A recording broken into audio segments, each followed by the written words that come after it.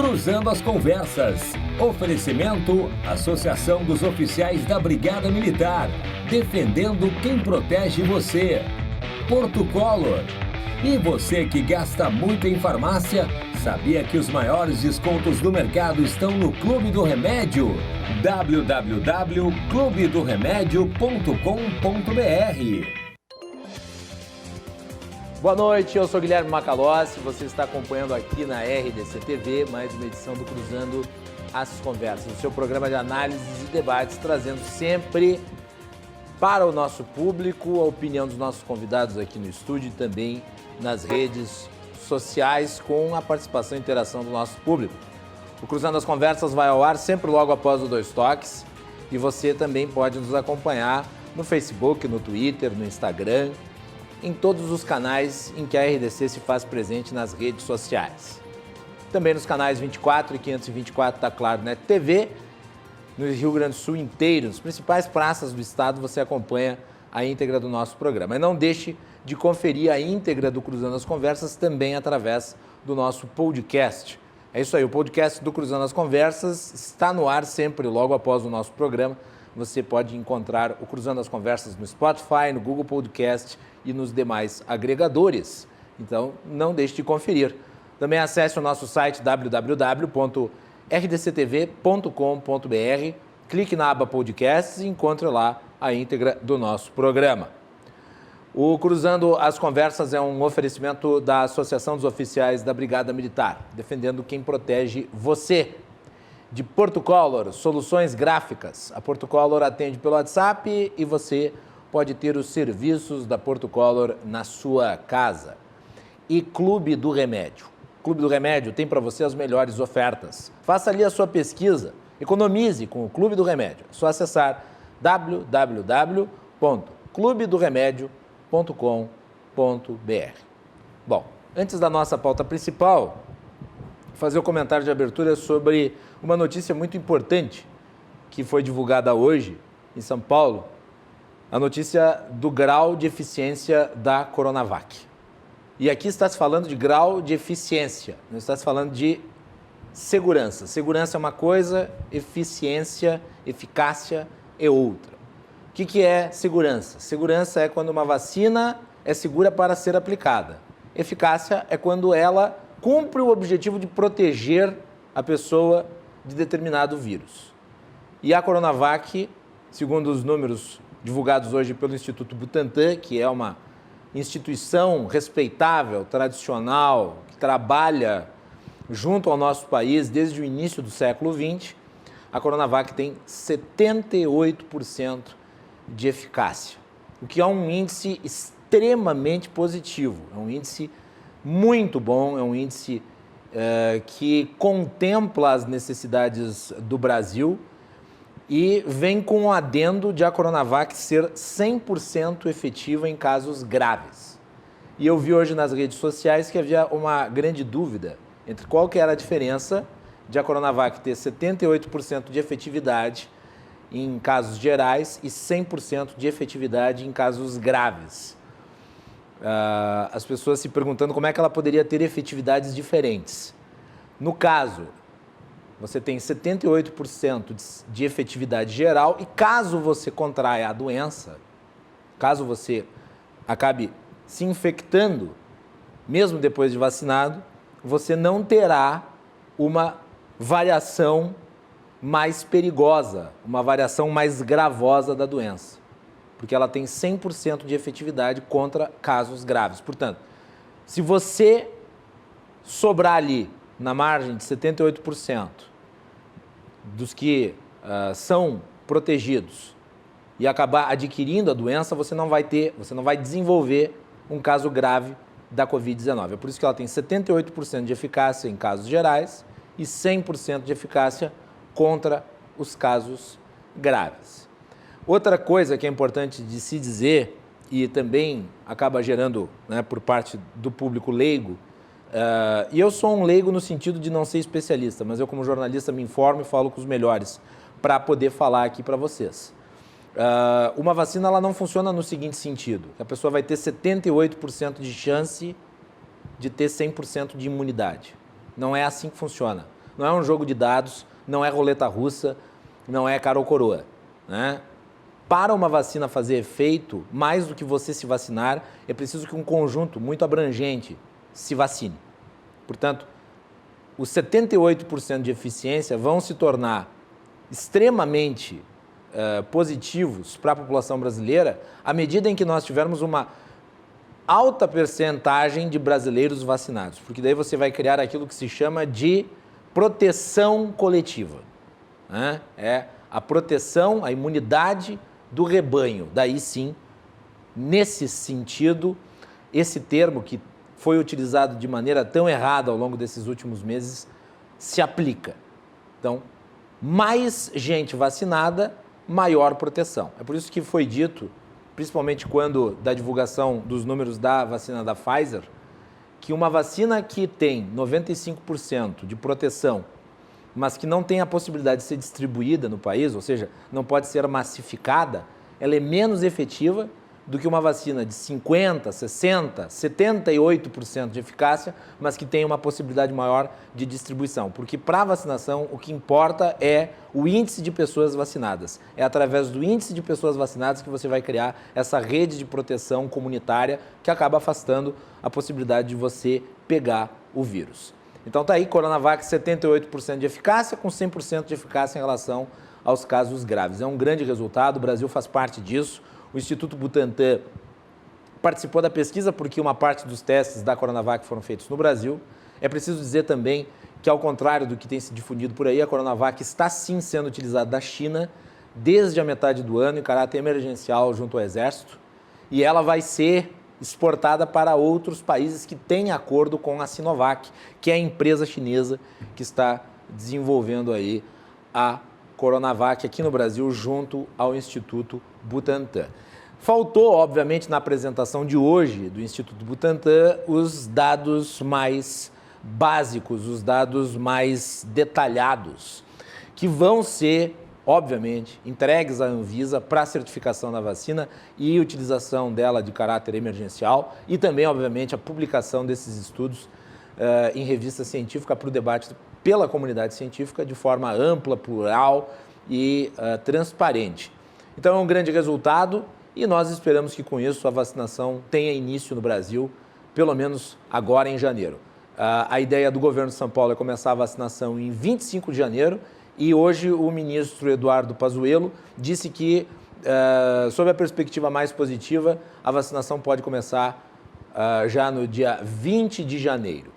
Então esperamos que em janeiro já nós temos os primeiros brasileiros vacinados, lembrando que hoje são 50 países no mundo que já iniciaram vacinação, inclusive a Argentina, são 15 milhões de pessoas vacinadas e esse número tende a aumentar. Por que são apenas 15 milhões?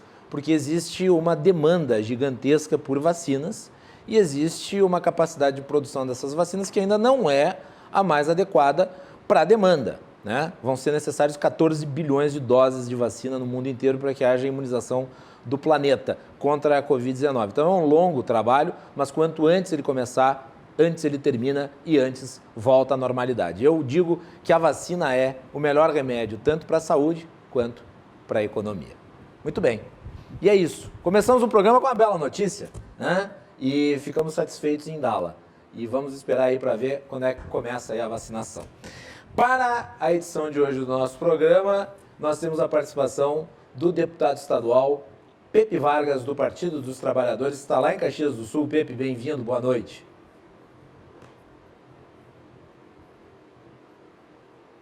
Boa noite, Macalossi, boa noite a todos os telespectadores. É um prazer participar e queria te parabenizar aí por esse resumo muito bem feito a respeito dessa importante notícia de hoje,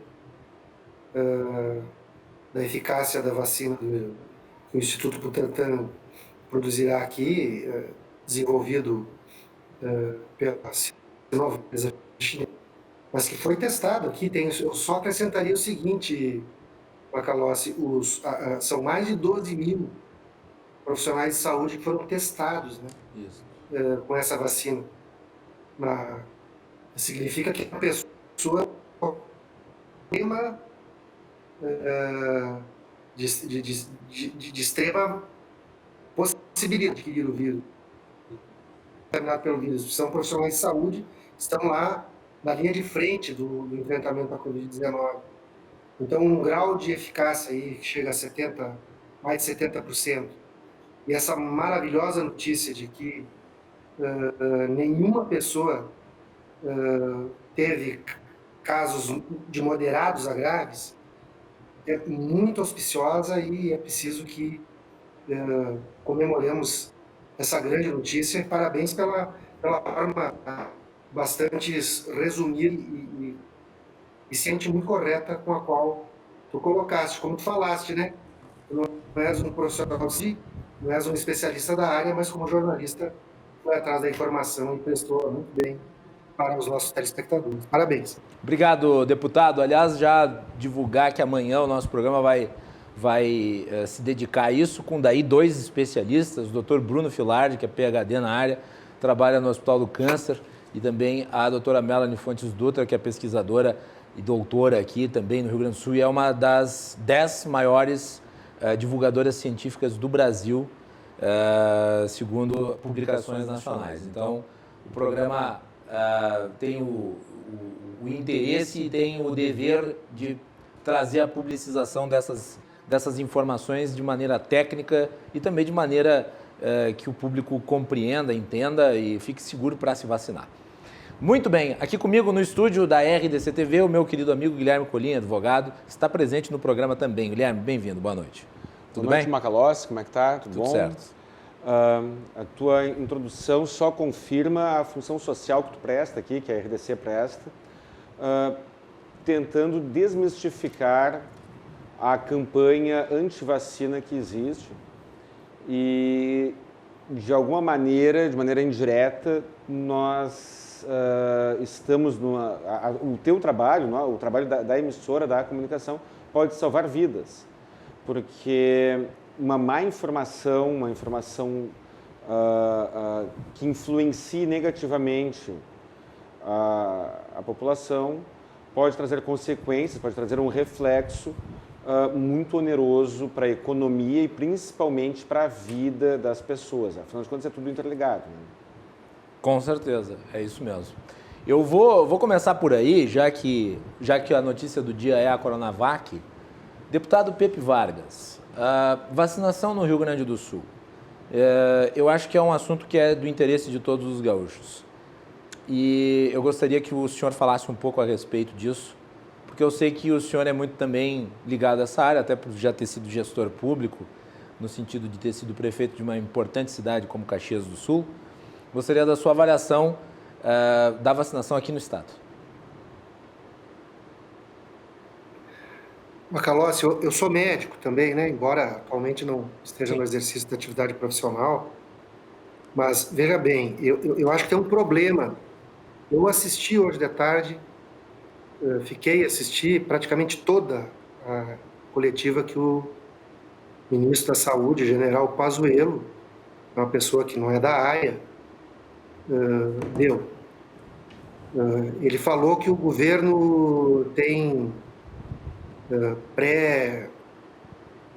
pré-contratos, tem protocolos de intenções, mas não tem contratos até o presente momento. Ele não disse isso, né?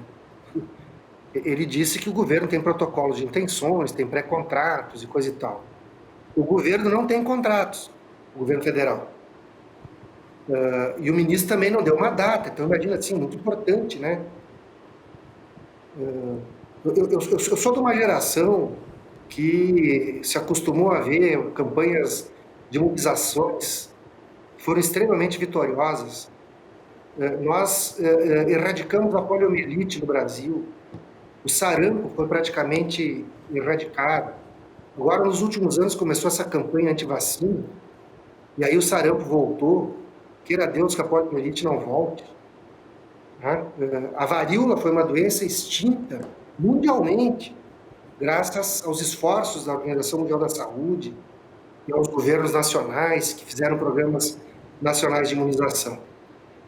E agora nós estamos num período em que há uma secundarização da vacina, uma negação da vacina por parte de alguns setores, inclusive dentro do governo federal. Há setores, o próprio presidente da República nega, né? Ele mesmo diz que vai se vacinar, do gênero, porque ele já teria contraído a Covid, mas sabe-se que, enfim, não tem imunidade permanente ainda, que se saiba, né? Eu vejo com muita preocupação a entrevista do ministro da Saúde. Foi uma entrevista assim, muito na defensiva, querendo dizer que tem protocolos, tem compromissos, mas objetivamente é o seguinte, não tem vacinação no Brasil. Temos 60, 70 países, quase 60 países que já estão vacinando, inclusive vizinhos nossos, e o Brasil não está vacinando, não tem data para começar a vacinação. E os governos estaduais não têm informações de quando receberão vacinas. Aliás, não tem nem seringa nem agulha. Porque esse argumento que estados e municípios têm seringas, os que têm estoques que foram preparados para essa vacinação, que são feitas todos os anos, dentro do calendário nacional de vacinação que existe. Para fazer um esforço extraordinário de vacinar toda a população brasileira, precisava ter começado a comprar vacina lá atrás, precisava ter feito contratos com os laboratórios e produtores de vacinas lá atrás. O Brasil não fez isso. Falei do Brasil. Por que eu fiz essa introdução de Brasil? Porque o governo do Estado, o governador e a secretária de Estado da Saúde, nós tivemos, aquela semana passada, na reunião da Comissão Representativa da Assembleia, reunião com a secretária Arita Bergman. A secretária disse o seguinte: olha, eu fico perplexa, mas nós não temos datas, não sabemos que vacina o governo federal disponibilizará, qual a quantidade das vacinas e nem quando chegarão. Então, nós estamos aguardando. Travou. Não chegarem aqui, nós aí elaboraremos um plano estadual de vacinação. A reunião concluiu, que tivemos com ela, que faríamos uma nova reunião, que será a semana que vem, para que, se por acaso o governo federal não dê nenhuma resposta mais efetiva, a secretária ficou de apresentar um plano estadual de vacinação. Eu sou daqueles que defendo que o governo do Estado do Rio Grande do Sul faça como outros governos estaduais estão fazendo.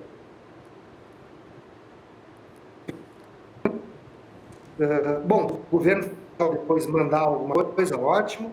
Quando mandar não se sabe, mas precisa se precaver. Precisaria, no mínimo, ter feito já um pré-contrato para garantir vacinas do pessoal da área da saúde, para as pessoas idosas, principalmente aquelas instituições que albergam pessoas idosas, para depois progressivamente ir para grupos de risco. O governo do Estado disse que agora em março quer voltar às aulas. Então, tem que vacinar os professores. Crianças não serão vacinadas. Nenhuma vacina foi testada abaixo dos 16 anos. A vacina da Pfizer testou de 16 anos para cima. Todas as demais vacinas testaram pessoas acima de 18 anos. Então, crianças e adolescentes não serão vacinadas. Mas os professores precisam ser vacinados, porque as crianças e adolescentes podem ser portadores assintomáticos e podem transmitir.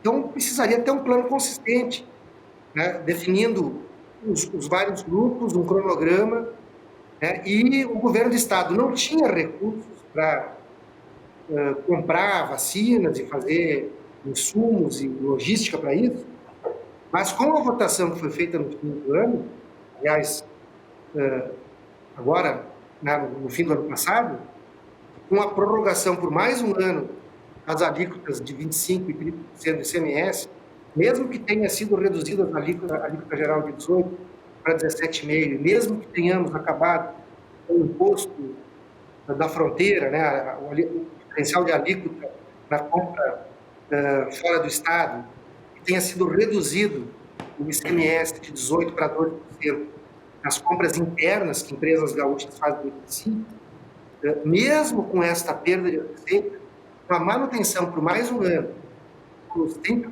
de ICMS em energia, comunicações e combustíveis, o governo do Estado tem recursos para fazer um plano de imunização sem depender dessas indefinições do governo federal. Eu defendo que o governo do Estado faça esse plano, utilize esses recursos, comece a comprar vacinas. Vejam que o Supremo Tribunal Federal já tinha decidido em 17 de dezembro que estados e municípios poderiam, inclusive, importar vacinas que sejam aprovadas por agências reconhecidas internacionalmente se em 72 horas a Anvisa não der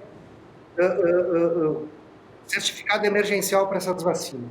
Já tinha uma decisão do Supremo Tribunal Federal, já tinha a lei votada lá no início da pandemia dizendo que seria possível. E agora tem até uma medida provisória que ratificou aquilo que a lei anterior já tinha votado e a decisão do Supremo Tribunal Federal, agora de dezembro, tinha decidido. Né? Então, tem todas as condições para o Estado utilizar esses recursos. Se o governo do Estado investir aí 1 bilhão e 200, desses em torno de 2 bilhões que ele terá de receita extraordinária ainda em 2021, ele terá condições de comprar vacinas para toda a população do Estado do Rio Grande do Sul que precisa de vacinação. Só pegar aqui alguns números, deputado. Não é toda a população que será sendo vacinada, mas é um número significativo de cidadãos gaúchos que vacinação. Isso é importante para a saúde das pessoas, é importante para a economia. Claro, com certeza. E enquanto não tivermos a imunização, a imunização coletiva um significativo de pessoas, a nossa economia ficará ao sabor desses abre e fecha, né? E esse sistema de bandeiras determina. Não é bom. Precisamos de uma economia que possa funcionar. Muito bem. Eu queria só pegar aqui alguns números, já que o deputado mencionou a capacidade do Rio Grande do Sul de promover a sua própria vacinação. São números que foram divulgados pela secretária de Saúde, Arita. Ela afirma que o Estado possui os insumos necessários para dar largada à campanha contra a Covid-19. Os estoques gaúchos contam com cerca de 4,2 milhões de seringas com agulhas. O governador Eduardo Leite fala em 4,5 milhões, além de um processo de compra para mais 10 milhões de seringas com agulhas. Mas é importante ressaltar, isso que o deputado Pepe Vargas falou é absolutamente verdadeiro. Né? Uma parte considerável desse estoque é para as demais campanhas de vacinação, que obviamente vão ter que ceder espaço para a emergencial e necessária campanha de vacinação contra a Covid-19. Em relação à fala do Pazuello, ele menciona os 60 milhões de seringas e agulhas que estariam sob guarda dos estados e municípios. Ele fala que a entidade pan-americana de saúde vai providenciar mais 10 milhões no próximo mês e houve uma requisição junto aos produtores de seringas de mais 30 milhões. Mas é importante dizer o seguinte, como a Coronavac, a vacina de Oxford e mesmo essas outras que não estão contratadas, Pfizer, Moderna, são de 2 doses, na maioria são 2 doses, à exceção talvez da Johnson & Johnson, você vai ser sempre necessário o dobro do que o número de pessoas que vão ser vacinadas. Portanto, você vai precisar sempre de 2 doses. Então, mesmo esse contingente todo de vacinas, os 60, mais os 10, mais os 30, né, vai ser insuficiente para se vacinar a população brasileira inteira. Vai se precisar de muito mais seringa e vai se precisar de muito mais vacina. Por isso que não faz sentido suspender compra de seringa em virtude de preço alto, porque são hoje necessários 14 bilhões de seringas e 14 bilhões de agulhas para a população do mundo inteiro. Então, há uma alta demanda e uma baixa oferta. Por isso o preço vai lá em cima, lei da oferta e mercado, né? E espero que as pessoas entendam essa lei básica da economia. Vamos esperar para ver se a gente consegue adquirir algumas. Guilherme Colim. Bom, Macalossi, primeira coisa, eu lamento muito essa politização da saúde, esta situação do empacotamento filosófico em que se você concorda com determinada liderança sobre alguns aspectos, parece que você não está autorizado a discordar de outros. Se, por um lado, eu concordei com o governo federal com as críticas que ele fez contra o Fique em Casa, por conta de todos os danos que foram promovidos à economia, eu não tenho como criticá-lo pela má vontade, pelo ranço e pela má vontade em agilizar o processo de vacinação em nível nacional. É lamentável que isso esteja acontecendo no nosso país e se, por um lado, aquela mesma pessoa que critica a vacinação obrigatória, e eu, pessoalmente, critico a obrigatoriedade, por uma questão de coerência, ela não deveria ser favorável ao boicote que está sendo promovido pelo governo federal. Por quê? Qual é o fundamento de quem é contra a vacinação obrigatória? É o princípio da autonomia e da liberdade. Perfeito. Perfeito. Será que, em nome da autonomia e da liberdade, o contingente humano que temos hoje, que deseja ser vacinado, não deve ser respeitado? Alguns argumentos são trazidos. Mas não foram respeitados todos os protocolos de testes. E eu já vi entrevistas, já vi especialistas, respeitáveis especialistas, dizendo que existe um protocolo altamente burocrático, um protocolo complexo que tornaria impossível que uma vacina fosse aprovada em tão pouco tempo. Não, mas isso é conversa deles. Não, mas eu posso concordar ou não. Não entro no mérito. Digamos que estejam corretos. Digamos que esse argumento esteja correto. Não tenho conhecimento suficiente para isso. Pois bem, em algumas situações é necessário escolher o mal menor. Abrir mão do quê? Da incerteza de algum protocolo que não deva ser, que deveria ser observado e não foi, abrir mão deste protocolo de segurança, desse suposto protocolo de segurança que foi violado, para ter a certeza da tragédia que estamos vivendo hoje. É um ponto importante. Então, digamos que alguém me comprove por A mais B. O protocolo é esse. Mas é importante dizer que os protocolos não foram atropelados. Não foram atropelados. Inclusive, houve episódios de suspensão da testagem da vacina quando identificado o caso adverso. Aconteceu com a vacina da Johnson & Johnson, aconteceu com a vacina da Pfizer e depois foi retomado a partir do momento em que foi constatado que não tinha a ver com a vacina. Mas o que eu defendo é ainda maior do que isso. Ainda que se comprove, porque existem especialistas que não concordam contigo. Eu não tenho como concordar ou discordar se foram observados ou não todos os protocolos. Mas digamos que não tenham sido. O que é pior? Pior é tu manter a pandemia. Pior é manter a pandemia. E outra coisa, risco zero não existe. Se você for fazer uma vacina contra a gripe, contra o sarampo, contra a poliomielite, o risco poderá ser baixo. A vacina contra a gripe tem um grau de eficácia de 50%. Não, mas eu estou falando de reações adversas. Uma reação adversa tu pode ter se tomar uma aspirina. E eu estou concordando, exato. É isso que eu digo. Quando você toma uma aspirina, quando você vai no dentista e toma uma anestesia, é possível que o seu organismo, naquele momento, tenha uma reação adversa e você tenha problemas sérios. É possível, acontece. E aí, em nome de um dado estatístico irrelevante ou insignificante numa situação de urgência dessas, nós exigiremos todo aquele protocolo que a gente sabe que está sendo exigido por conta de uma utilização política. Eu acho que isso é uma inversão de valores tremenda. É uma terrível inversão de valores. Assim como foi a campanha do Fique em Casa, em que, aos meus olhos, é aberrante a razão do governo federal naquele momento, que criticou aquele nível de isolamento, com danos, e nós vemos hoje os danos que foram causados para a economia e, por consequência, para a saúde, para a vida das pessoas.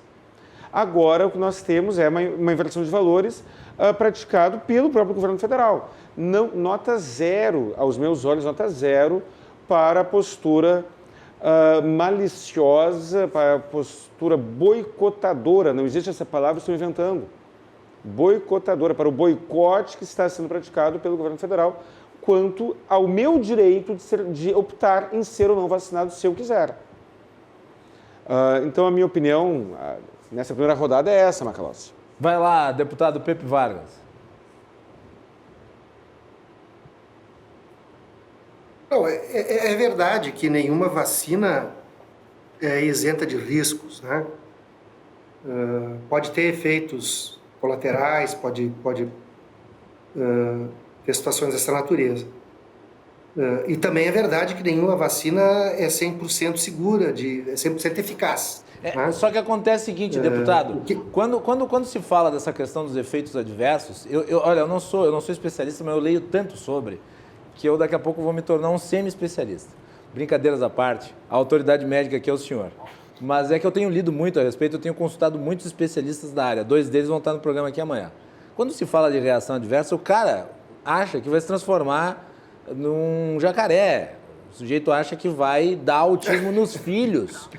Tem um antigo estudo que foi descartado, foi descaracterizado pelos seus erros, as suas imprecisões, que atribuía às vacinas a existência do autismo nas crianças. Isso pegou e até hoje é difundido. Então, quando se fala de reações adversas graves, no caso destas vacinas, especificamente das vacinas contra a Covid-19, nós estamos falando aí, num todo de 15 milhões de pessoas, de 10 casos de reações alérgicas, cujas pessoas já foram curadas, ou seja, as pessoas estão imunizadas pela vacina e a reação alérgica despertada através do efeito adverso da vacina já foi resolvida. Mas digamos quantas pessoas morreram? Mas digamos que essas 10 tivessem morrido, essa loteria seria desfavorável? Não seria. 10 casos em 15 milhões. Não teria. Digamos que tivessem morrido essas 10 pessoas. Eu ainda assim iria querer entrar nessa loteria. Assim, vai lá, Pepe. Veja bem, eu estou falando do seu ponto de vista da ciência, né? Essas fake news aí, essas mentiras que circulam, né? Que tem alterações genéticas, isso aí, bom, eu parto do pressuposto que eu estou falando com pessoas que ainda reconhecem que a ciência é algo importante para o desenvolvimento da humanidade. Não vou entrar... Né, se eu começar a ter que pensar no negacionismo, coisa do gênero, bom, aí nós vamos morrer tudo louco, né? Então veja bem, tem algum efeito? Pode ter febre, pode ter algum mal-estar, pode ter, mas são pouquíssimos os casos que tem. E aí Sim. Vocês dois têm ampla razão, quer dizer, mesmo que tenha algum efeito adverso, não é um efeito adverso grave. Não. E os efeitos positivos são muito mais eficazes, sob o ponto de vista da sociedade. Qualquer eventual efeito adverso que vai poder acontecer com um pequeno número de pessoas que fizerem a vacina. Os efeitos... e nós precisamos, sim, que uma parcela significativa da população esteja imunizada. Se nós não tivermos uma parcela significativa da população imunizada, o número de pessoas que adoecerão e a possibilidade das próprias pessoas que não se vacinarem vierem a adoecer e fazerem formas graves e morrerem, não é pouca coisa, gente. Nós passamos de 200 mil pessoas que morreram. Eu terça-feira de manhã, eu fui no enterro de um rapaz de 41 anos, filho de um amigo meu.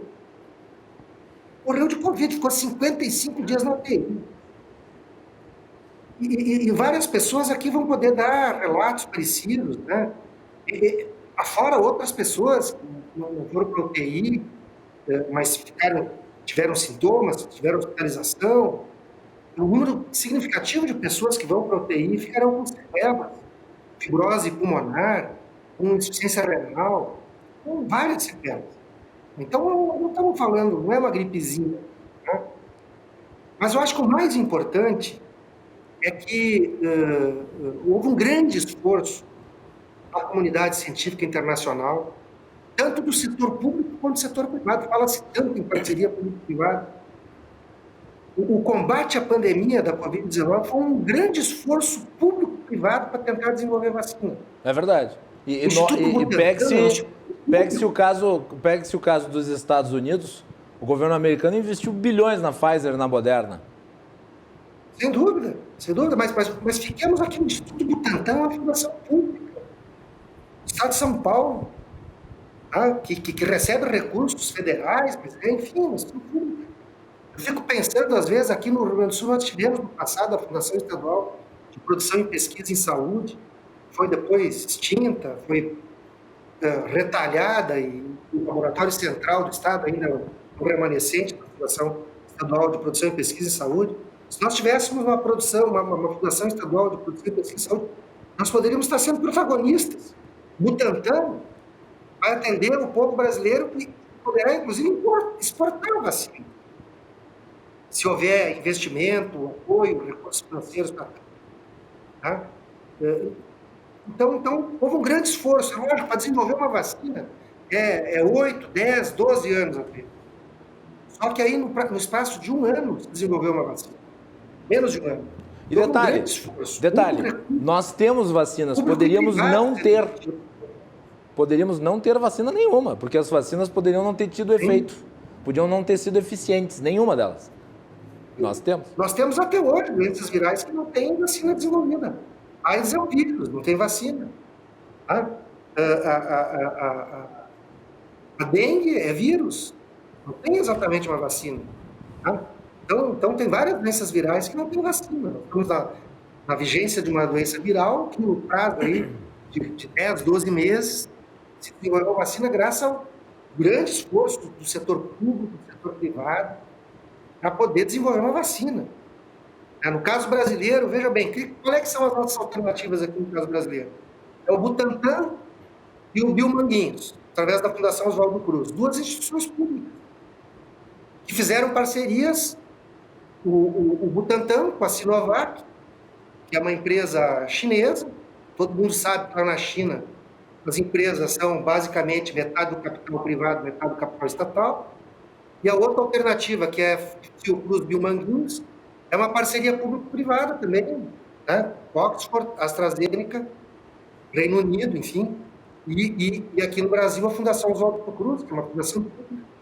Então, quando a gente está na emergência que estamos vivenciando, às vezes a gente vê também discursos muito radicalizados contra qualquer estrutura pública, né? Nós hoje, aqui, perante essa pandemia, o que nos dá alguma esperança é o Instituto Butantan, que é público, é a Fundação Oswaldo Cruz, que é pública, é o Sistema Único de Saúde, que é público. Isso quer dizer que o setor privado não tem papel a cumprir? Não, o setor privado tem papel a cumprir.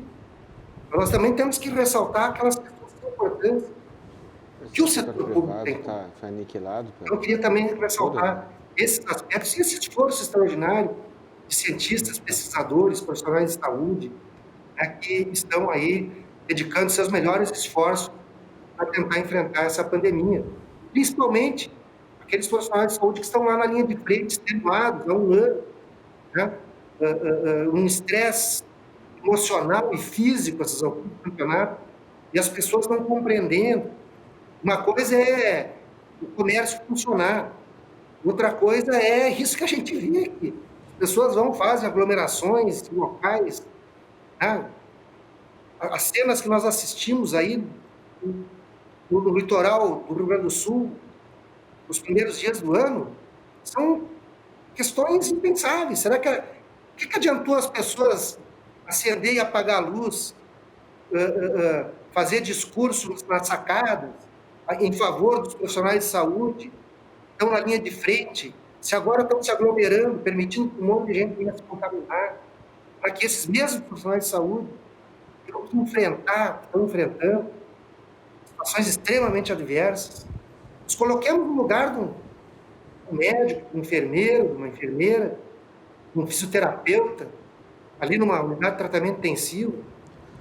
É difícil. Então, eu queria dizer o seguinte, é um esforço extraordinário para a gente vencer isso aí. E a vacina é a nossa grande esperança. Nós precisamos urgentemente de um plano estadual de vacinação.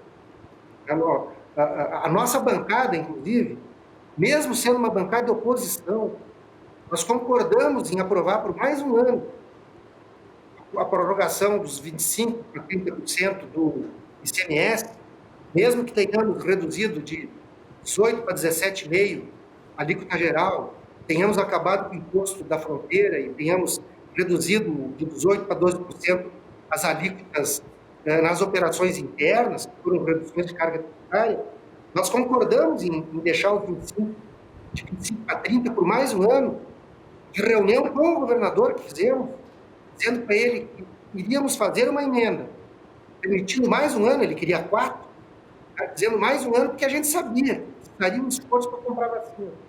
Dissemos, governador, faremos isso, o senhor assumiu o compromisso de fazer um plano estadual de vacinação e comprar vacinas, fizeram uma logística para que a economia do Rio Grande se proteja, as pessoas possam se proteger na sua saúde com o plano estadual de vacinação. Eu espero que o governador veja que não dá para ficar esperando apenas o governo federal, que está sendo muito lento, para não dizer outras coisas. Colim, temos tempo para mais uma intervenção antes do intervalo. Macalossi, eu estava tentando me conter aqui, mas eu fui vencido por mim mesmo. O nosso colega de mesa, né? Não de mesa fisicamente, mas de mesa... Está de mesa, na mesa digital. Tá? Fez um comentário sobre a importância do poder público na solução deste problema. E aí eu fico questionando. A gente vai lá, quebra as duas pernas de uma pessoa e depois pergunta por que ela não consegue caminhar direito, né? O setor privado tem que sustentar um Estado paquidérmico e, em grandes aspectos, parasitário, com uma carga tributária que beira o deboche, e aí depois o setor privado ainda tem que... depois a população ainda tem que conviver com o argumento de que o poder público é o salvador da pátria, quando na realidade é óbvio que o poder público, que a administração pública, que as estatais em alguns aspectos têm a sua importância, sim, mas como nós estaríamos melhor se nós não tivéssemos jogado tanto dinheiro fora com uma administração ineficiente apartidária, a ineficiência da administração pública, ela é muito democrática, ela é tanto do fulano como do Beltrano, e aí nós temos um investimento em pesquisa, um investimento privado em pesquisa que é insignificante comparado com de outros países. A indústria farmacêutica, ela é muito mal falada e, de fato, a indústria farmacêutica privada não é santa. É óbvio que não é, sem dúvida nenhuma que não é.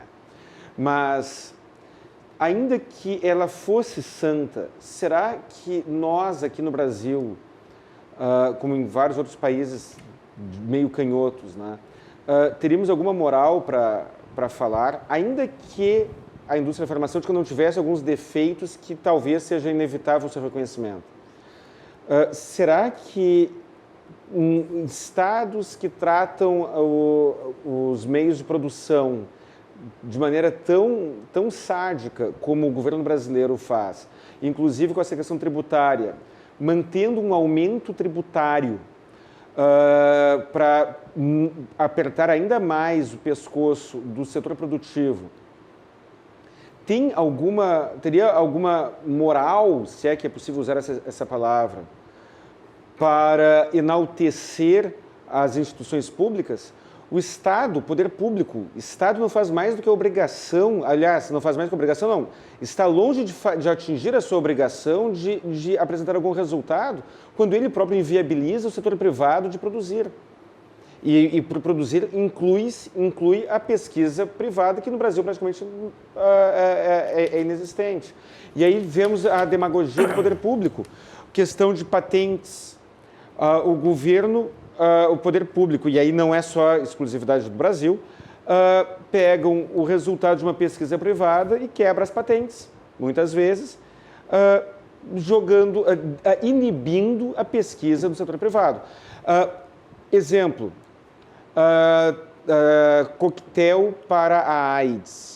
O custo é baixíssimo. Ainda bem, né? Ainda bem, é baixíssimo. Ainda bem. Só que o Brasil é uma referência em controle AIDS. Ótimo, né? Perfeito.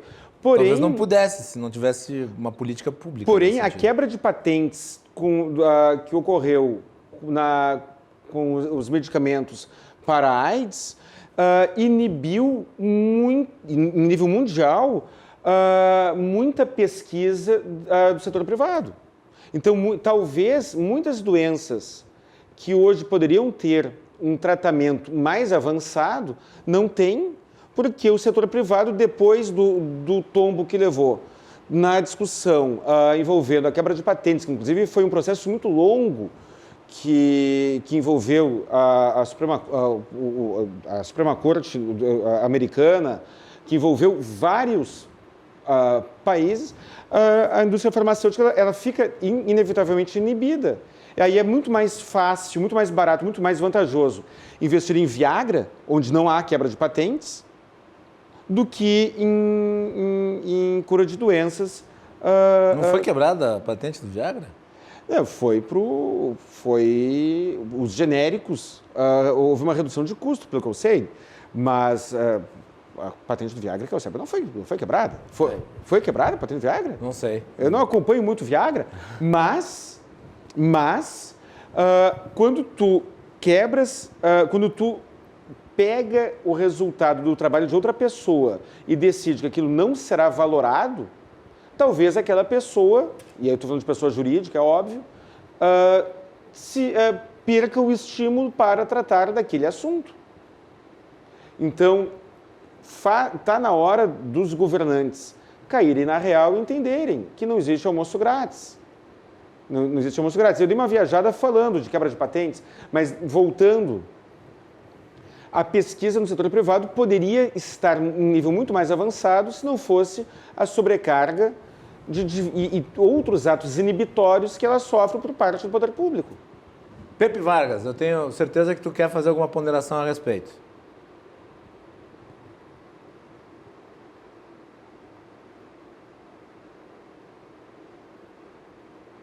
Está nos ouvindo? Perdemos o som, deputado. Estamos sem o som, deputado. Vamos fazer o seguinte, vamos para o intervalo. O pessoal da produção tenta ver aí com o deputado Pepe Vargas, para ele poder falar conosco, e nós retornamos na sequência.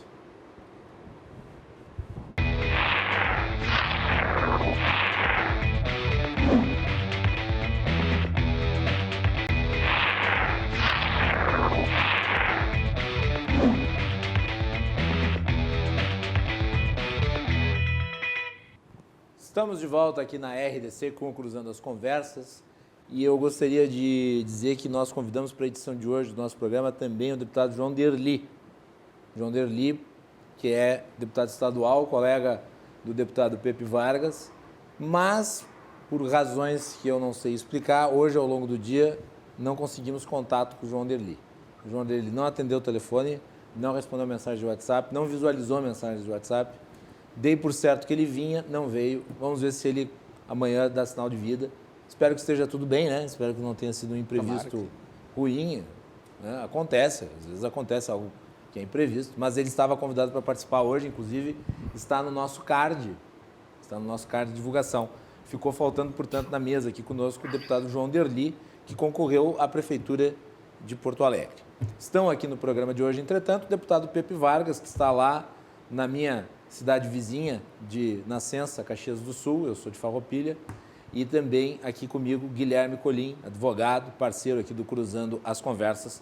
O Cruzando as Conversas, como vocês sabem, disponível sempre através das redes sociais, em todas elas, Instagram, Facebook, Twitter e YouTube, e também nos canais 24 e 524 da NET, em todas as principais cidades do Rio Grande do Sul. Você nos encontra também através do podcast Cruzando as Conversas no Spotify, Google Podcasts e nos demais agregadores. O Cruzando as Conversas é um oferecimento da Associação dos Oficiais da Brigada Militar, defendendo quem protege você, de Porto Color Soluções Gráficas. A Porto Color atende pelo WhatsApp, você pode ter os serviços da Porto Color na sua casa, e também de Clube do Remédio. O Clube do Remédio permite que você gaste menos através da possibilidade de encontrar ali as melhores ofertas, os maiores descontos, consultas farmacêuticas, serviços e muito mais. É só acessar clubedoremedio.com.br. Bem, Nós temos aí uma pauta relativa à situação econômica do Estado, mas eu gostaria de um último ponto aí do deputado Pepe Vargas, que acabou sendo prejudicado pela questão do som no fim do primeiro bloco, mas agora a conexão já está reestabelecida. O deputado tinha ficado no mudo, mas ele nos ouvia, nós não o ouvíamos. Deputado, é contigo a palavra. Não, eu queria só ponderar o seguinte, eu concordo com a afirmação que o Colim fez ali, de que há pouco investimento privado em pesquisa, ciência e tecnologia no Brasil. Mas isso é mais uma responsabilidade do setor privado do que do setor público, porque o setor privado poderia investir mais em pesquisa. Aqui no Brasil tem uma baixa tradição do setor privado investir em pesquisa. Nos últimos anos isso tem mudado, é verdade, mas ainda continua sendo muito baixo. Por isso que o grande investimento em pesquisa no Brasil continua sendo público, né? Mas é desejável que o setor privado invista mais em pesquisa, isso é extremamente desejável. Nos países desenvolvidos, vou pegar os Estados Unidos como exemplo, tem um grande investimento privado em pesquisa. Embora seja verdade também que parte desse investimento privado em pesquisa tem subsídios públicos, na forma de incentivos fiscais, isenções tributárias, quando não outros programas financiados pelo próprio poder público norte-americano para que o setor privado faça investimento em pesquisa. Também. Aqui no Brasil, infelizmente, nos últimos 4 anos, 5 anos, caiu brutalmente o investimento público em ciência, tecnologia e pesquisa. Haviam várias linhas de crédito, vários programas que o setor privado podia buscar, junto ao setor público, incentivo para o desenvolvimento de pesquisa. E o orçamento público federal em pesquisa caiu brutalmente. Brutalmente. O Brasil, na realidade, está padecendo, ao meu ver, de um problema que é ficar na contramão do que o mundo está fazendo. O mundo inteiro está num ciclo de expansão de gastos públicos.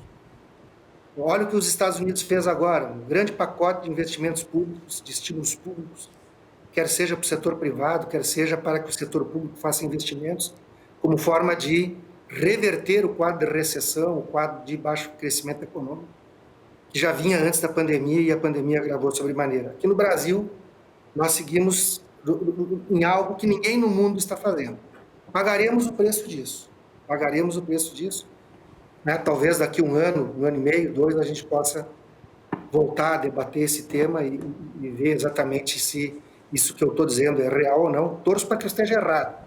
Lamentavelmente, acho que não estou. Então esse é um problema sério. Só queria concluir com mais uma questão, que é a questão da lei de patentes nos medicamentos. Sem sombra de dúvidas, a AIDS no Brasil, o Brasil é um país vitorioso no combate à AIDS. E o que foi determinante foi a lei de patentes, que determinou o seguinte: a possibilidade da quebra de patente depois de 20 anos de exclusividade do desenvolvedor daquele daquele medicamento, enfim. E isso gerou a política de medicamentos genéricos. Não fez no dia seguinte a patente está quebrada. Com a AIDS foi assim. Não, é 20 anos. É 20 anos. 20 anos. Depois de 20 anos de exclusividade, pode quebrar a patente. Outros países já faziam isso, o Brasil não fazia. Né? Deixar muito claro, vamos deixar. E olha, não foi o PT que fez isso. Foi o Fernando Henrique. Quem fez isso foi o governo Fernando Henrique Cardoso. Isso. Se eu não me engano, o ministro da Saúde era o Serra, inclusive. Isso. Quando foi feito essa política de quebra de patentes. Foi uma das grandes políticas sociais do governo Fernando Henrique, diga-se de passagem. Bem, sem sombra de dúvidas. Mas, senhores, corretíssima política. Nós temos que ir adiante na pauta, nós ainda temos um assunto, nós podemos, uma hora dessa, vamos fazer um programa sobre quebra de patentes, daí a gente pode... Sobre patente, eu gostaria muito de falar. Sobre esse tipo de patente a gente pode falar. Aliás, o Brasil é um dos países que menos registra patentes no mundo, o que é muito ruim. Detalhe importante. Bom, vamos falar sobre a situação econômica do Estado. O Rio Grande do Sul teve recentemente aprovado esse texto, que é de autoria do Partido dos Trabalhadores e que possibilita aí o mantenimento da majoração das alíquotas do ICMS, mas com quedas E isso vai ser, se eu não me engano, rediscutido ao fim de 2021. A pergunta que eu faço, eu vou começar pelo deputado Pepe Vargas, é a seguinte: o PT salvou o governo Eduardo Leite? Pepe. Veja bem, o governo, para as despesas de pagamento de pessoal, as despesas, vamos dizer assim, de custeio corriqueiro do Estado, e algum pequeno investimento que fosse feito, o governador já tem os recursos, até porque ele fez um conjunto de alterações nas carreiras de Estado, na Previdência, deixar muito claro que na Previdência ele não pegou a turma do alto escalão, ele pegou fundamentalmente professores, brigadianos, né? Principalmente professores aposentados, que passaram a ter que contribuir, já ganham um pouco, enfim, passaram a ter que contribuir. Mas para isso ele tem dinheiro, para pagar salário em dia, etc. Tirou dos próprios servidores para poder pagar salário em dia. Mas se fosse para fazer um esforço de logística complexa que terá e de compra de insumos para combater a pandemia, o governo do Estado não teria os recursos. Então, o governador queria prorrogar por 4 anos. E não era só prorrogar, o projeto original do governador era aumentar o IPVA, era retirar as isenções da cesta básica de alimentos e medicamentos, era cobrar o IPVA dos veículos mais antigos, daquelas pessoas que têm menos renda e têm os carrinhos mais velhos. Esse acabaria com o Simples Gaúcho, então teria um grande aumento de tributação sobre a micro e pequena empresa. Isso nós somos contra, não concordamos. A emenda que nós fizemos ao projeto, qual é que foi a emenda que a gente fez?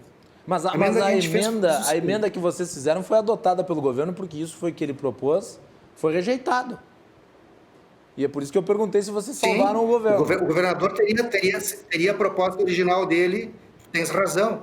A proposta original do governador seria rejeitada, inclusive porque nós a rejeitávamos. Sim, e por isso que, inclusive, eu comentei parte aqui... da base dele também. No dia posterior à aprovação... Qual é que foi a emenda que a gente fez? No dia posterior à aprovação, eu comentei, quer dizer, o governador deu de bandeja para o PT um grande ativo político, porque o PT vai poder falar na próxima eleição que ajudou o governo, inclusive, a pagar suas contas. Por isso que eu estou lhe perguntando, o PT salvou o governo? Nós não somos da política... Nós não somos favoráveis a esse discurso da política do quanto pior, melhor quando a gente está na oposição. A gente procura ser responsável com as coisas. Por que eu digo isso? Porque o governo não teria recursos extraordinários, por exemplo, para fazer aquilo que a gente falava no primeiro bloco. Uma política de desenvolvimento de um plano estadual de imunização independente do que o governo federal vai fazer. Para isso ele não teria recursos. No dia ele até teria. Né? Então nós fizemos uma emenda dizendo o seguinte, por mais um ano, fica a alíquota de 30%, não teve aumento da carga, já estava sendo pago, né? Vai se pagar mais um ano e a partir de 2022 volta para 25%. A alíquota geral, que era de 18%, baixa para 17,5%, já agora em 2021, então há uma queda da carga tributária, e em 2022 volta para 17%. Mas tem um outro aspecto importantíssimo, tem sido pouco falado. Acabou a alíquota, o diferencial de alíquota nas compras estaduais. Uma empresa de confecção, por exemplo, aqui do Rio Grande do Sul, que fosse comprar tecido em Santa Catarina, tinha que pagar 6% de diferencial de alíquota. 12% da alíquota interestadual, mais 6%. Porque a alíquota interna aqui, se fosse comprar o tecido no Rio Grande do Sul de uma outra empresa, era 18%. Então baixou para 12%, a alíquota ficou, não tem mais o diferencial de alíquota. Se comprar lá fora, paga 12%, e, consequentemente, para não ter concorrência desleal aqui dentro do estado do Rio Grande do Sul, vai pagar 12% nas compras internas. Isso é uma grande redução de carga tributária para um número significativo de empresas gaúchas. Mas nós viabilizamos aí alguma coisa em torno de 2 bilhões de reais por mais um ano, para que o governador, e fizemos reunião com o governador, dizendo para o governador o seguinte, na nossa opinião, tem que destinar aí em torno de 1,5 bilhão desses recursos para comprar vacinas, fazer a logística de distribuição das vacinas, inclusive com a refrigeração necessária, etc., para que as pessoas, o povo gaúcho, seja imunizado o mais rapidamente possível Isso é determinante, inclusive, para a nossa economia. O grande problema da economia gaúcha, que eu encerro aqui, depois a gente segue o debate, o grande problema da economia gaúcha é que ela tem que voltar a crescer. O Brasil teve recessão, mas a recessão no Rio Grande é maior do que a recessão nacional. O Rio Grande do Sul teve uma queda na sua economia maior que a queda do... Então, nós precisamos que o Estado do Rio Grande do Sul também tenha um projeto de desenvolvimento regional e também seja um ator importante no debate nacional sobre a necessidade de uma nova política econômica nacional que estimule o investimento público e o investimento privado, para que gere emprego, renda e a nossa economia se recupere e, consequentemente, aumente a arrecadação pelo crescimento da economia, não só pelo crescimento da arrecadação tributária. O que nós votamos foi queda da tributação, não aumento da tributação. Comparativamente, o que tínhamos, teve queda da arrecadação. E a partir de 2022, essa queda da arrecadação é ainda maior. Mas viabilizamos os recursos do Estado de enfrentar a pandemia. Guilherme Colim. Eu vejo que muitas empresas não pagarão menos imposto. Não pagarão imposto nenhum, ou porque quebraram, ou porque se mudaram. Essa questão tributária de postergar por mais... o aumento da carga tributária deveria ser temporário, aí foi prorrogado. Daqui a 2 anos, como nós vivemos uma cultura de insegurança jurídica e de insegurança legislativa, daqui a 2 anos talvez haja uma nova prorrogação, talvez não, mas digamos que não haja, sejamos otimistas. Quantas empresas já saíram do Estado justamente por conta dessa carga tributária excessiva e que inviabiliza a atividade econômica? Se fala em aquecimento da economia. O problema é que o Estado dá com uma das mãos e retira com a outra. Farei um programa de microcrédito. Claro, agora misturo um pouco. Eu falo o governo como um todo, não apenas o governo estadual ou federal. Vem um programa de estímulo ao microcrédito para pequenas empresas. Perfeito, muito bom. E uma carga tributária que inviabiliza a atividade. O governo dá com uma das mãos e retira com a outra. O aquecimento da economia não se dá massacrando aquele que sustenta a economia, não massacrando o empregador, o empresário e o contribuinte. A nossa carga tributária aqui no estado do Rio Grande do Sul, ela é pior. Não faz sentido para o empresário gaúcho que tem condições de se mudar para Santa Catarina, que é aqui em cima, não o fazer. Aliás, um comentário, não faz sentido para o motorista gaúcho comprar carro no Rio Grande do Sul. O carro, em alguns outros estados, é mais barato e o IPVA também é mais barato. Claro, espero... Macalossi, a gente tem algum patrocinador... A RDC tem algum patrocinador que seja uma revenda autorizada de automóvel? Deve ter, mas eu não lembro. Deve ter. Bom, então tomara que não. Tomara que não tenha. Se você é gaúcho e vai comprar um carro 0 km e você tiver condições de comprar o carro no Paraná, por exemplo, ou em Santa Catarina, o carro é mais barato, porque a alíquota tributária do próprio veículo é menor, e o IPVA depois também é mais barato. E aí, com isso, é óbvio que individualmente falando é uma bobagem, mas quando a gente fala de uma frota de veículos, já deixa de ser uma bobagem. E aí nós temos, então, uma postura governamental que afugenta a produção, afugenta a geração de empregos, afugenta tudo, em função da má gestão, uma gestão que é crônica, não é nem de um partido nem de outro, é crônico, uma legislação que realmente dificulta o enxugamento da máquina pública. Nós temos regras previdenciárias do setor público que tornam a folha de pagamento muito pesada. E nós temos, então, uma concorrência desleal entre estados. Uma concorrência desleal não é a palavra, desculpa, acho que não é isso, mas nós temos opções muito diferentes entre estados que alguns atraem o investimento, enquanto outros o afugentam. Nós temos, entre países, como já falei em outros programas aqui, tem empresas brasileiras que estão preferindo ir para o Paraguai, porque lá o empregado ganha mais e custa menos. Então, é um conjunto de fatores que é altamente inibitório. E aí, quando falamos em saúde, a saúde e a economia são interligados. É tudo interligado. E nós temos aqui no Rio Grande do Sul, ao meu ver, uma postura governamental que torna o empreendedor quase que um herói. A pessoa precisa ser herói para manter a sua empresa aberta. Eu estive ontem, fiquei 2 dias em Gramado, aqui na Serra, uma ilha de primeiro mundo, num país de terceiro.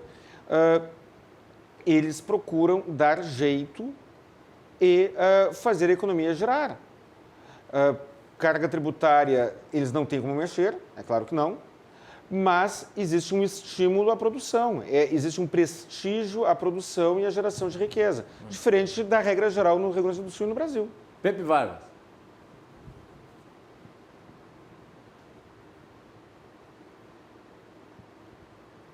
Não, é lógico que o ideal é sempre ter uma tributação o mais baixa possível. Agora, o dia que alguém encontrar uma fórmula de que não se cobra imposto nenhum e a sociedade funcione, o cara que descobrir essa fórmula é um gênio, né? Vai ganhar eu não falei imposto nenhum, não só o prêmio Nobel, como qualquer outra coisa. Isso é um drama, né? O problema da tributação no Brasil é que ela é uma tributação que não é tão mais elevada do que os chamados países desenvolvidos, né? Ela é mais ou menos parecida. Alguns países têm um pouco abaixo, outros até têm um pouco acima. O Brasil, 80, início dos anos 90, tinha uma carga tributária na faixa de 25%, 26% do PIB. Nos anos 90, essa carga foi para 34%, 35% do PIB e vem se mantendo de lá para cá, né? Mais ou menos nessa faixa. O problema é que a nossa carga tributária é mal distribuída. Os nossos impostos são impostos indiretos, cobra-se mais impostos sobre a produção e sobre o consumo, consequentemente, são impostos que cobram mais de quem ganha menos e menos de quem ganha mais, porque quando eu cobro o ICMS, sob esse ponto de vista, é um imposto muito ruim, porque ele é um imposto que incide sobre o consumo, né? As empresas repassam o preço do imposto para o seu produto, então diminui a competitividade, tá? Ok? Mas quem paga o tributo mesmo é o consumidor, no último instante, né? Inclusive, esses 18 baixou para 17,5, o consumidor não vai se beneficiar disso aí, porque as empresas não vão diminuir o preço do produto, vai ser entesourado pelas empresas. Eu até nem acho totalmente errado, nesse momento tão difícil que as empresas estão enfrentando, elas poderem ter um caixa um pouco melhor. Mas também ninguém vem aqui fazer o debate demagógico, o consumidor vai pagar menos, porque a alíquota geral era de 18, mas foi para 17,5. Alguém acha que o combustível, se baixar de 25 para 30, vai ficar para o consumidor? Não vai ficar para o consumidor por causa dele. Todo mundo sabe disso, tá? Mas, enfim, né? Não é um imposto bom, isso é verdade. O Brasil taxa pouco renda e riqueza, patrimônio e rendas altas. Diferente dos Estados Unidos, cobra mais dos patrimônios, das rendas altas. Diferente da Europa, diferente do Japão, né? E no Congresso Nacional Brasileiro, isso não é, infelizmente, na Assembleia Legislativa nós não temos possibilidade de votar esse tipo de coisa, a questão do Congresso Nacional.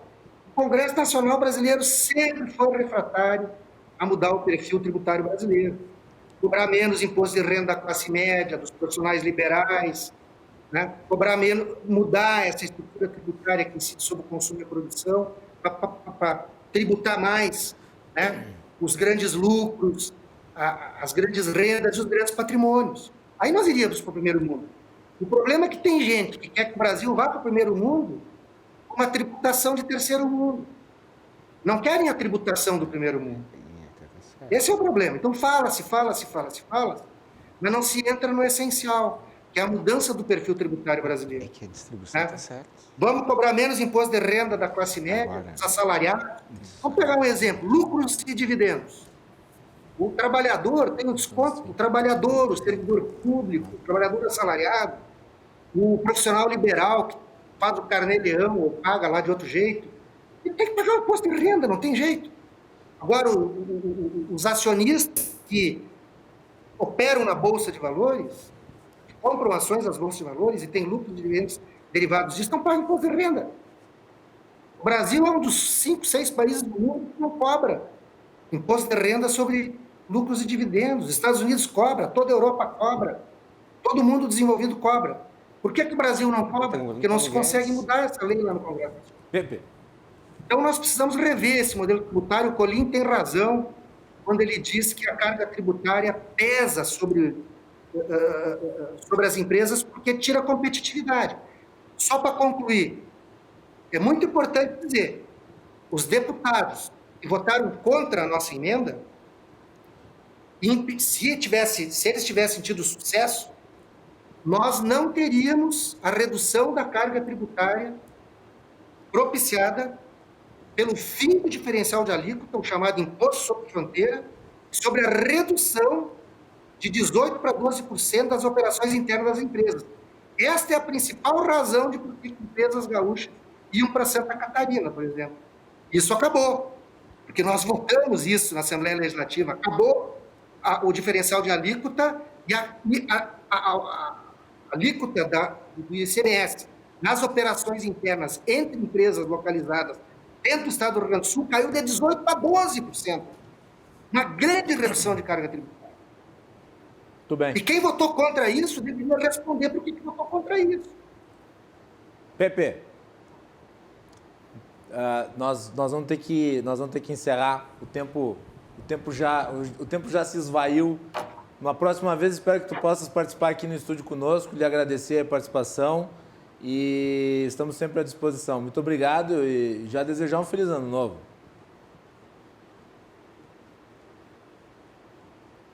Com certeza, terei o maior prazer de ir aí no estúdio. Hoje não tinha condições, Macalossi, mas fico à disposição na próxima vez. Um abraço para ti, ao Colim e a todos os telespectadores. Bem. Pepe Vargas, deputado pelo Partido dos Trabalhadores, deputado estadual, participando direto de Caxias do Sul aqui no Cruzando as Conversas. Colim, temos um tempinho para mais alguma manifestação sua, mas eu gostaria de lhe agradecer, desejar um feliz ano novo ao amigo, né? Que seja muito produtivo, de saúde e sucesso. Obrigado. Eu que te agradeço pelo privilégio de aqui estar, né? Mas, últimas considerações. Primeiro, eu jamais pensaria de imposto zero. Imposto justo e coerente é diferente de imposto zero. Santa Catarina não tem imposto zero e tem uma política tributária na parte que concerne aos tributos estaduais muito mais coerente do que o nosso. Concordo plenamente que a tributação da renda é mais eficiente do ponto de vista de fomentação da economia do que a tributação do consumo e da produção. Isso mereceria um longo debate, aliás, já tivemos aqui, e falta, ao meu ver, maturidade do povo, do eleitorado brasileiro, que punirá o legislador que corrigir essa distorção tributária nossa. Acredito que o congressista que fizer a coisa certa, votando ou se esforçando para adequar corrigir este defeito na distribuição tributária, esse congressista será punido nas urnas injustamente por conta de uma imaturidade do eleitor. Minha opinião pessoal sobre a questão da distribuição tributária. Porém, quando se fala, e é muito comum, o empresário não repassará para o consumidor ou para o salário do empregado e embolsará o lucro, eu lembro que as empresas estão quebrando. Eu não nominarei empresas aqui, locais que estão quebrando, porque são tantas, eu seria injusto com várias. Mas quando você é empregado de uma empresa e a empresa quebra, você fica sem emprego. E fica sem emprego, inclusive, sem receber o salário atrasado, muitas vezes. Quando o consumidor absorve o custo que é repassado no preço do produto, o mal é menor. Porque muitas vezes o consumidor não absorve este repasse e a empresa quebra. E aí a arrecadação cai, porque aquela empresa quebrou, aquela vaga de emprego desaparece, porque a empresa quebrou, e o consumidor fica sem aquela opção de produto e uma empresa a menos a concorrer no fornecimento daquele produto ou daquele serviço. Então, quando eu convido você, leitor, convido você, espectador, a refletir sobre isso. O empresário não pratica um entesouramento, ele não se entesoura com o imposto que ele deixou de pagar. Ele não se entesoura com isso. Ainda que não repasse para o preço, ele talvez consiga fortalecer aquela empresa que está cumprindo um fim social, que é a geração de emprego, e seria um fim social justo se ele pagasse uma carga tributária justa. Mas não é o que acontece, infelizmente, aos meus modestos olhos. Peço desculpas, vejo que já estamos com o tempo estourado, Macalossi. Peço desculpas por ter sido tão prolixo, talvez. Te agradeço pelo convite e um bom ano novo para todos nós. Muito bem. Guilherme Colim volta semana que vem aqui no Cruzando as Conversas. Vamos fazer um intervalo e na sequência temos João Carlos Silva, direto de Brasília, os bastidores do poder.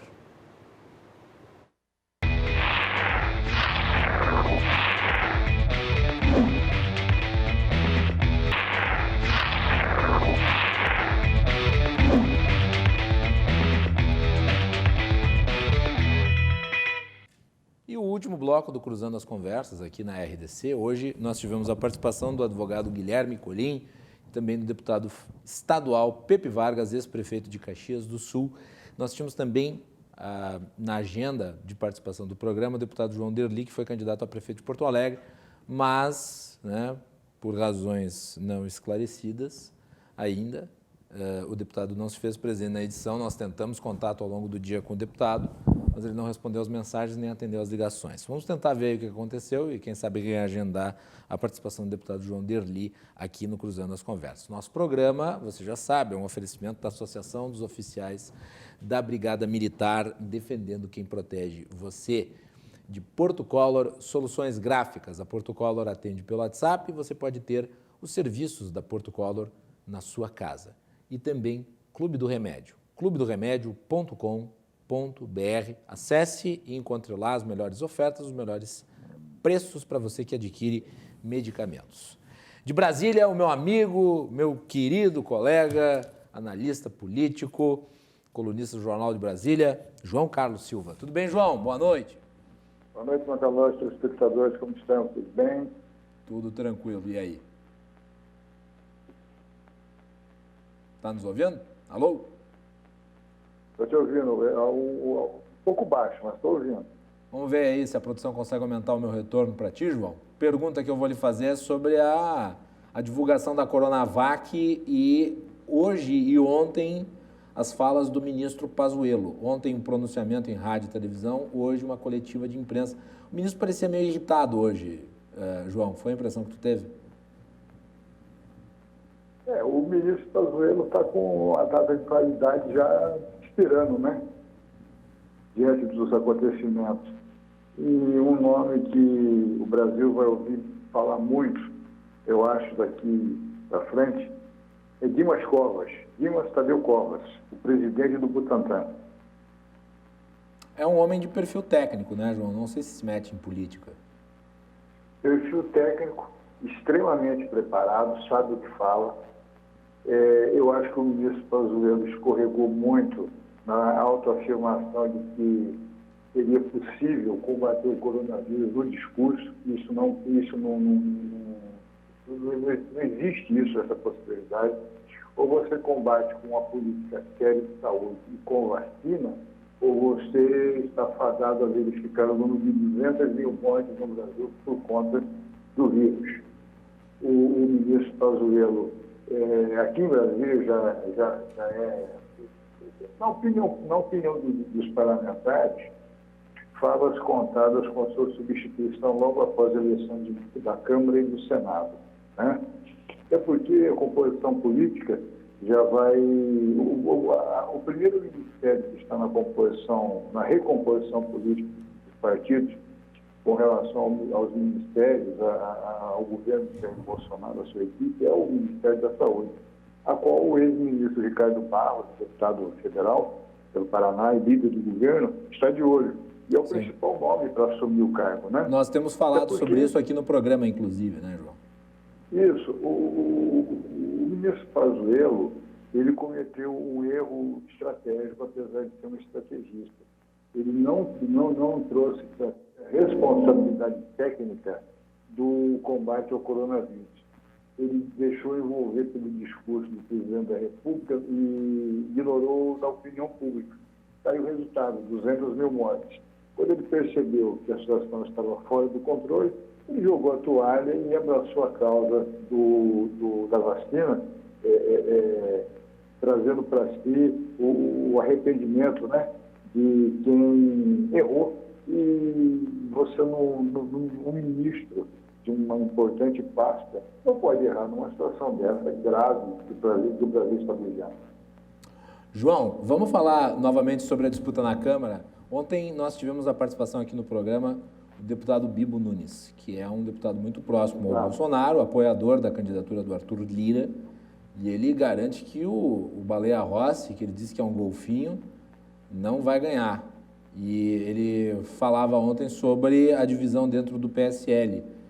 E hoje estava sob risco aí a continuidade do apoio do PSL ao Baleia Rossi. O deputado Bibo Nunes é um grande deputado, nosso amigo, um deputado muito atuante, defende o governo com rigidez, com muita propriedade. É importante os seus discursos, os seus pronunciamentos, mas não ganha nenhum copo d'água do governo Bolsonaro, né? Esse é o detalhe. É um deputado linha de frente, mas que o governo não prestigia, como não prestigiam seus aliados. Isso é um fato tradicional aqui no Brasil com relação ao governo do presidente Jair Bolsonaro. O presidente Luciano Bivar do PSL já disse que os deputados que vão aderir à candidatura de Arthur Lira serão expulsos do partido. Deu uma declaração agora há pouco com relação a isso.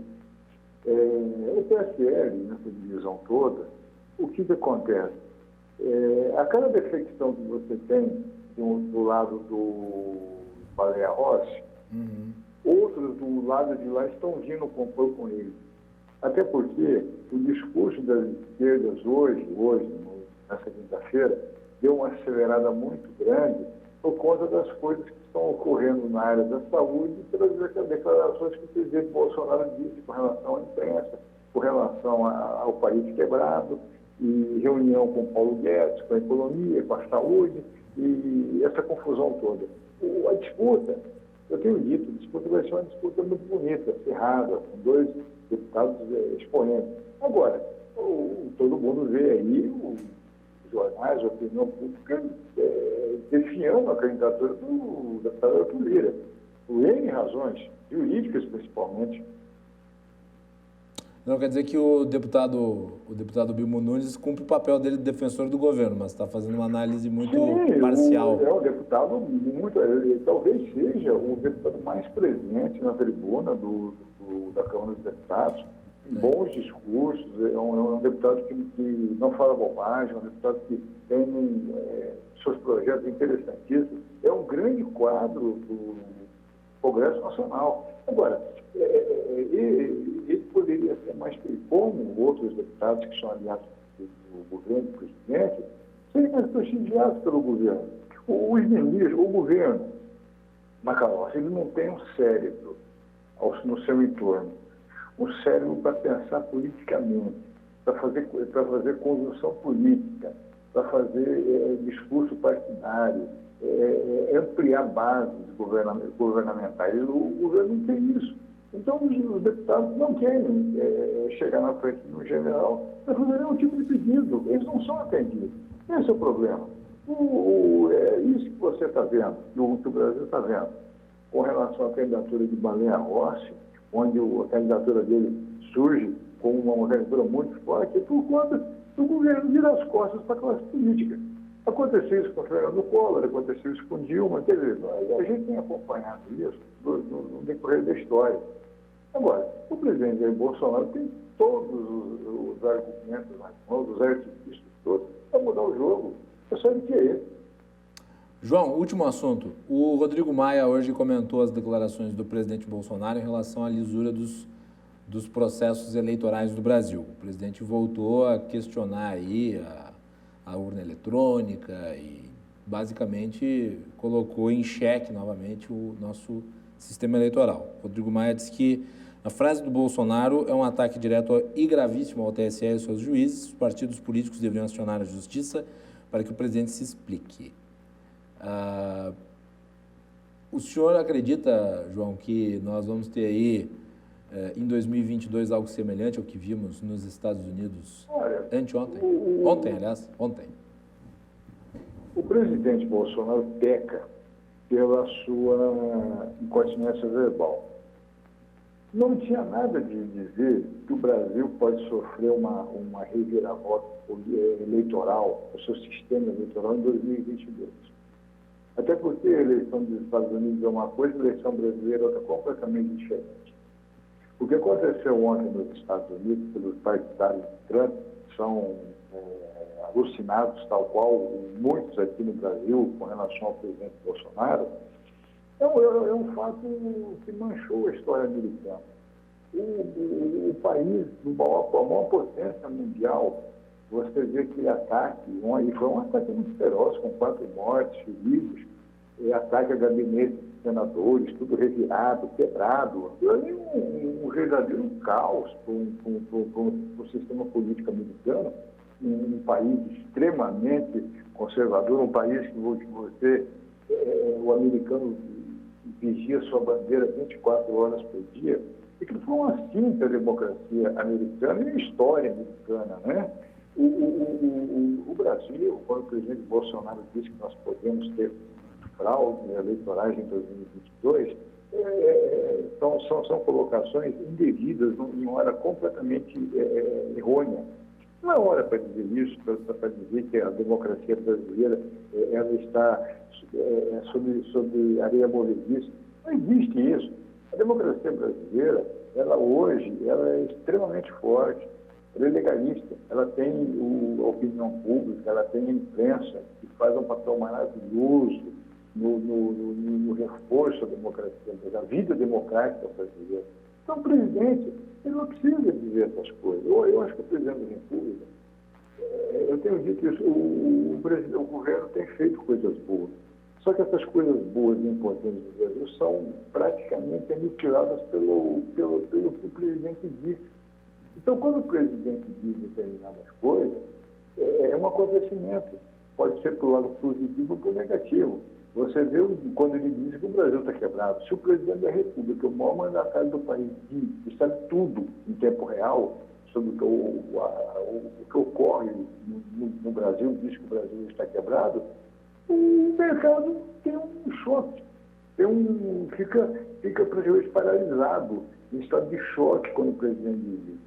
Não são frases, fora de hora, mas não tem necessidade disso. Nós estamos com 200 mil mortes por conta do coronavírus.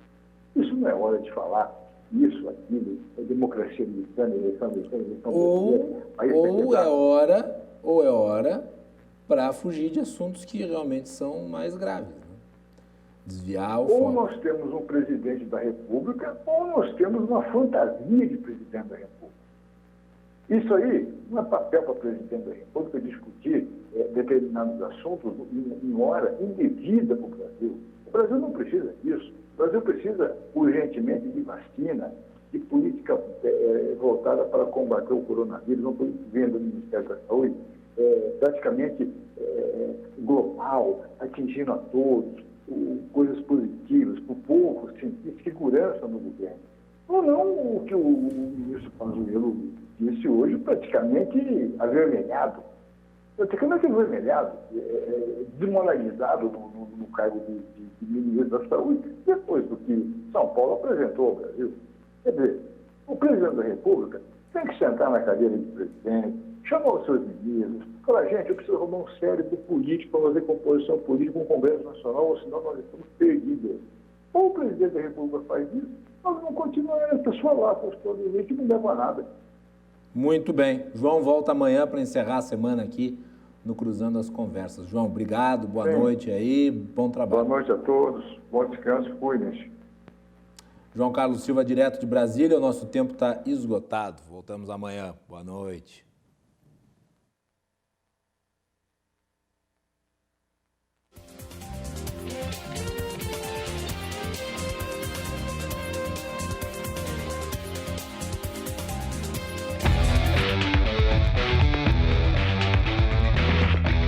Cruzando as Conversas. Oferecimento: Associação dos Oficiais da Brigada Militar. Defendendo quem protege você. Porto Color.